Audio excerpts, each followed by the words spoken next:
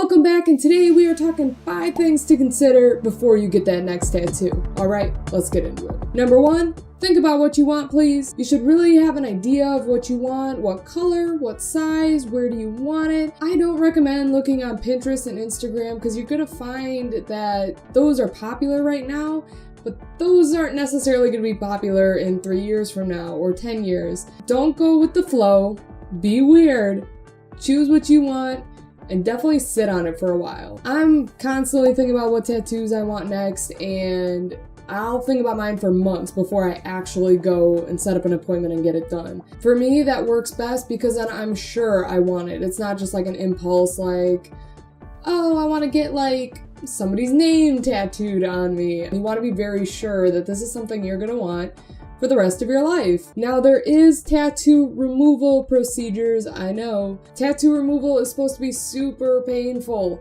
so please make sure you know what you want and you'll be happy with it for all of time so you don't have to go through that process. Number 2, know your body, alright?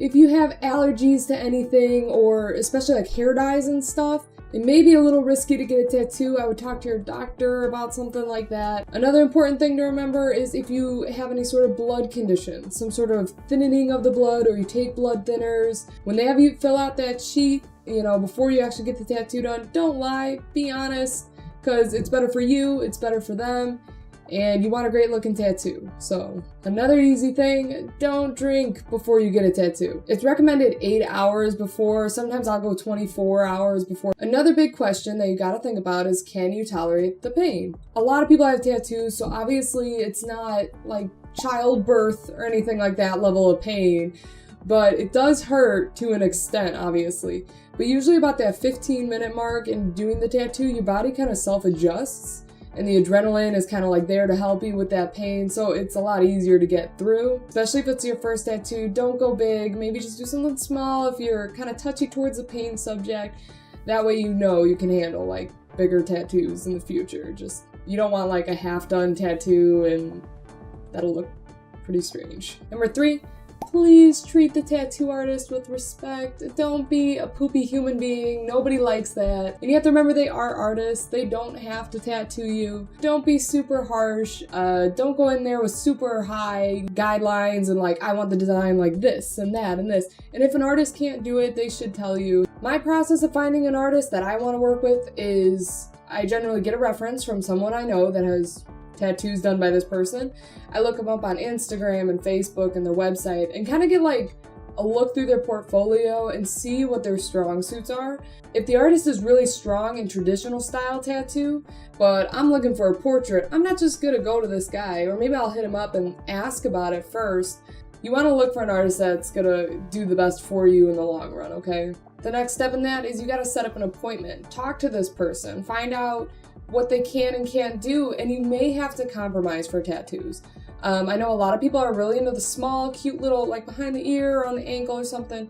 That's all good and well, but just remember, when the smaller it is, you're not going to get as much detail or shading, or sometimes they fade a little quicker. So just be aware that tattoo artists, they can't do everything, okay? So you may have to compromise a little bit, but that's where communication comes in between you and your artist. Good communication equals a good tattoo. Because they're going to work with you, and maybe if you want something this big, but it's going to, cost too much or something, bring it down a little bit, or, maybe don't do the shading. So definitely talk to your artist. If they're cool, they'll probably try and work it out with you. Another important thing is don't be shy. This tattoo is going on you for the rest of your life. If you're not feeling right about it or it looks off, don't settle, okay? This is your body. Just say, hey man, I'd like this moved to the side a little bit more. Or can we make this a little, smaller over here? You have a say, it's your body, and they want to give you a good tattoo that you'll be happy with. So it does everyone better. If you're not shy, you just speak up and you tell them what you really want. I will tell you guys about the one mistake I did make once, and I'm on tattoo number 5 now, which is actually why I decided to make this video, is because I just got a new one done the other day. But the one time I got a tattoo, it's on my back, it's like literally like lettering like this big, probably like that. It's not huge. I just had a terrible experience. Like, the tattoo artist was like super jerkish. I don't know, he kind of just made me feel like you're doing something wrong. Like, I was doing something wrong. So I felt like really bad. I was like, oh, okay, yeah, no, I'll stop. Oh, sorry. I was like, dude, F this, it's my body, it's my tattoo.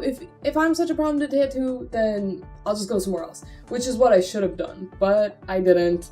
Instead, I just dealt with it. But don't be shy about it. Speak up.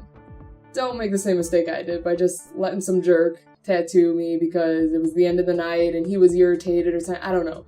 It just wasn't a good experience. Alright, tip number 4, cheap work is gonna get you a cheap tattoo, okay? I get it, tattoos can be expensive sometimes, but if it's too pricey for you, you can always just go to a different artist, but you run the risk of having a cheaply done tattoo, okay? Like, it may not look as clean as it would have, or it's not quite where you wanted it, and you should always tip your artist afterwards, okay? I don't care if it's like 10, 15, 20 bucks, you should tip. And if it's exceptionally good work, tip as much as you can afford. Like, I'm not talking like $300 tip or something, but you know, if they put a lot of time and effort and you guys had a great experience, go ahead and tip them, you know, 50 to 100 bucks. Why not? Like, they're doing great work and you're happy with it, it's worth it. Just think of expensive tattoos as like the best for your body. Tip number 5 is aftercare, which is probably one of the most important next to tip number 1,